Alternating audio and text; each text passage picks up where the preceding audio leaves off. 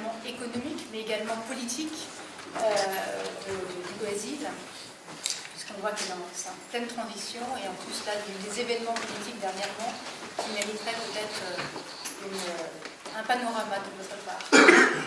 Alors, c'est un sujet, la politique au Brésil, c'est un élément certainement de proximité culturelle avec la France. Il ne faut jamais en parler, mais tout le monde adore le faire.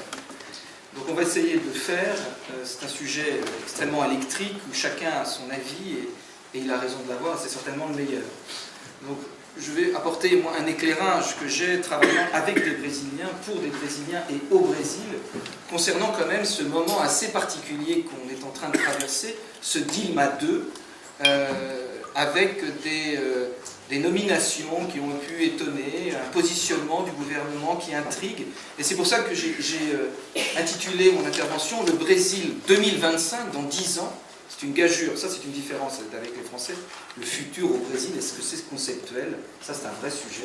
Projeter un Brésil dans 10 ans entre intrigue et interrogation. Intrigue et interrogation certainement d'un point de vue politique.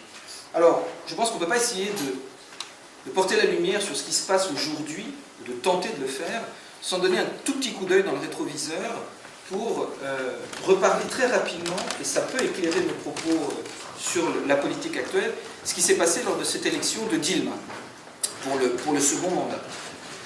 Vous vous souvenez que ça a été des élections tout à fait rocambolesques, baroques, la mort d'un candidat, beaucoup de sensationnels, beaucoup de prévisions, rien ne s'est passé comme on l'avait prévu à tous les égards.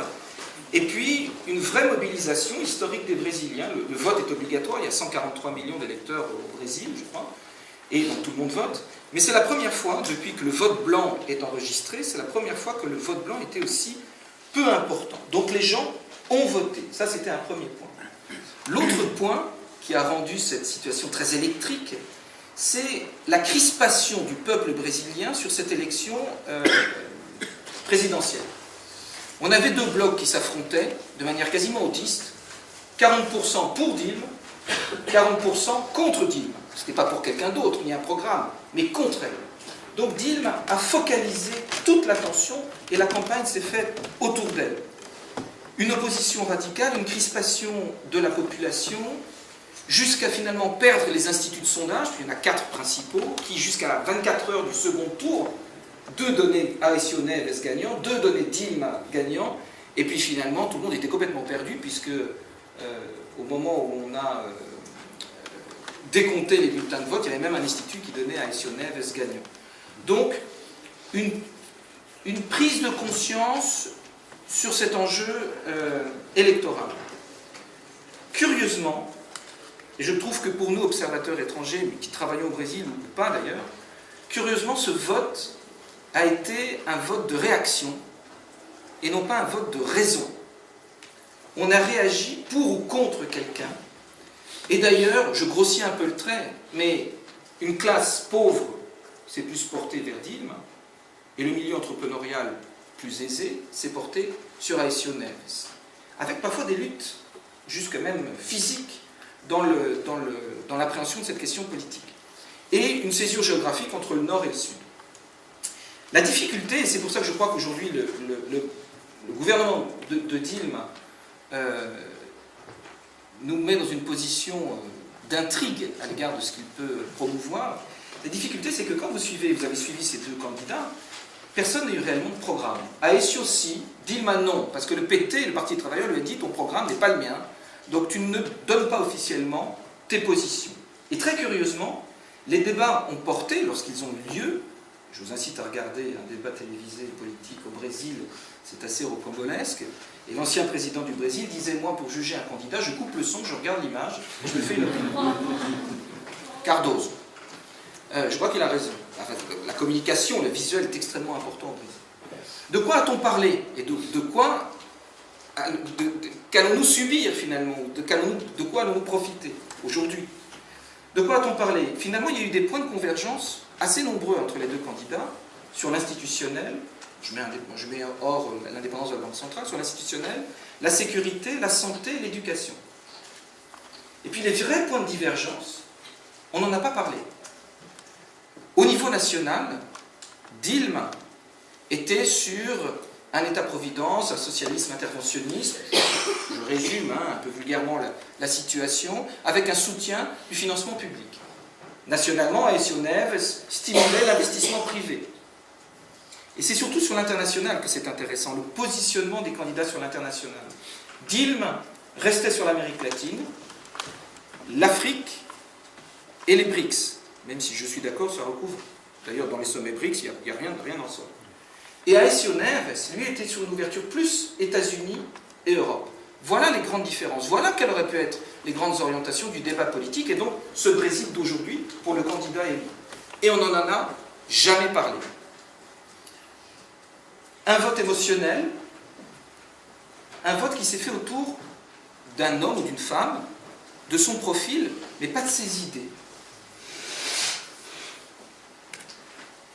Ce qui pour nous, observateurs étrangers, est toujours un peu curieux. Mais l'émotion politique au Brésil est bien supérieure à sa raison, si raison il y a sur la question politique. Ça, c'était donc hier.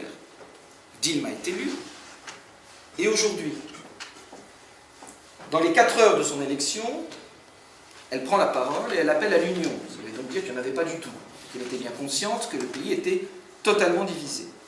Le problème, c'est que aujourd'hui, cette onde de choc, de division politique du Brésil, qui est historique, hein, qui est quasi épidermique quand vous abordez le sujet avec les Brésiliens, c'est que cette onde de choc a touché l'ensemble du paysage politique. Depuis janvier, donc il y a quelques semaines, décembre, période transitoire, constitution du gouvernement. Mais vous avez vu en combien de temps Dilma, c'est un manque d'autorité, en combien de temps Dilma a constitué son gouvernement? Proposition à des ministres qui refusaient, certains ont accepté, puis très vite se sont déjugés en disant « j'y vais pas ». Les ministres importants n'ont pas été trouvés ni nommés dans un temps qui aurait dû être raisonnable. Donc on a attendu.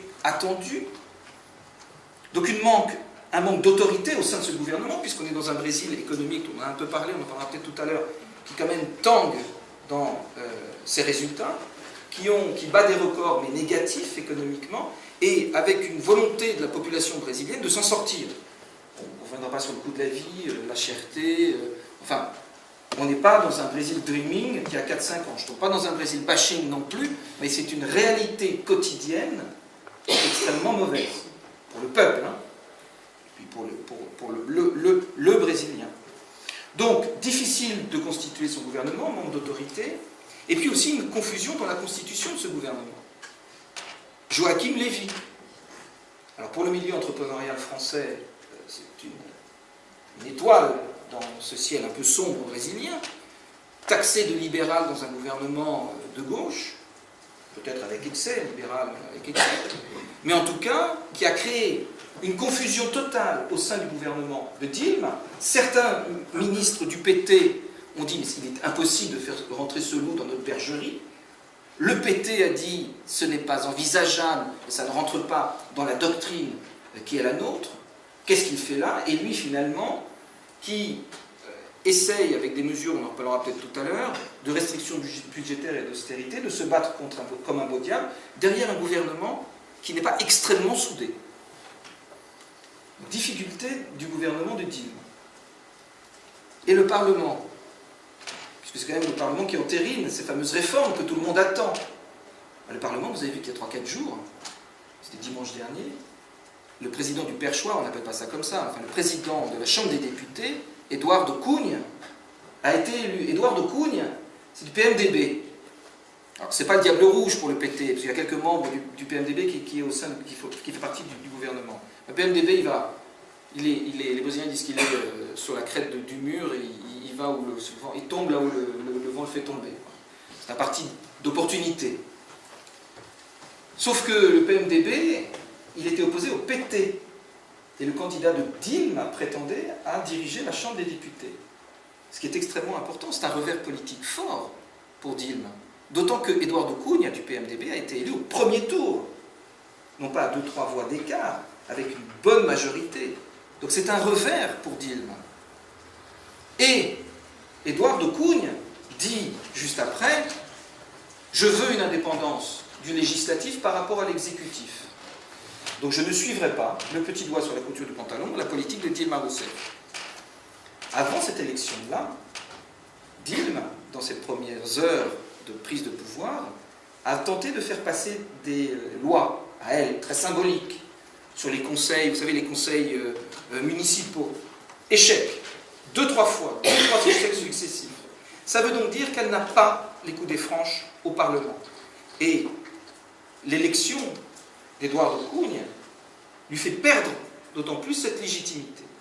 Elle a donc un gouvernement qui n'est pas extrêmement soudé, et elle a un Parlement qui ne la suit pas non plus, qui n'est pas aux ordres.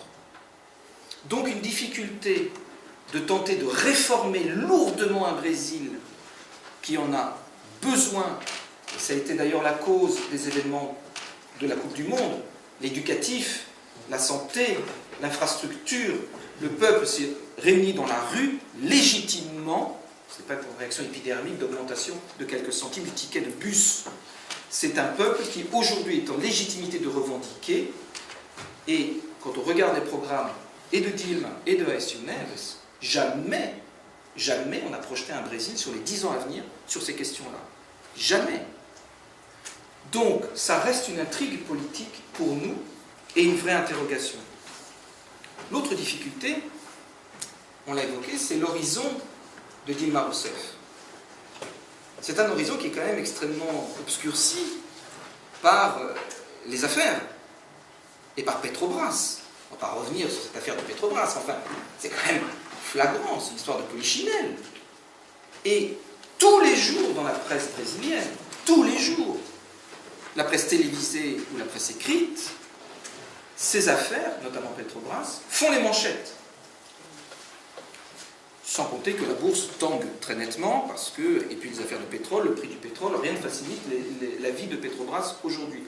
Mais Dilma, au lieu d'allumer des contre-feux, de lancer le peuple brésilien sur des grandes réformes, de lancer son gouvernement sur des grandes idées, et donc d'essayer de masquer ou d'éteindre cet écho journalistique sur Petrobras, Dilma répond. Et donc s'escrime à se disculper, et donc alourdit sa charge sur sa situation.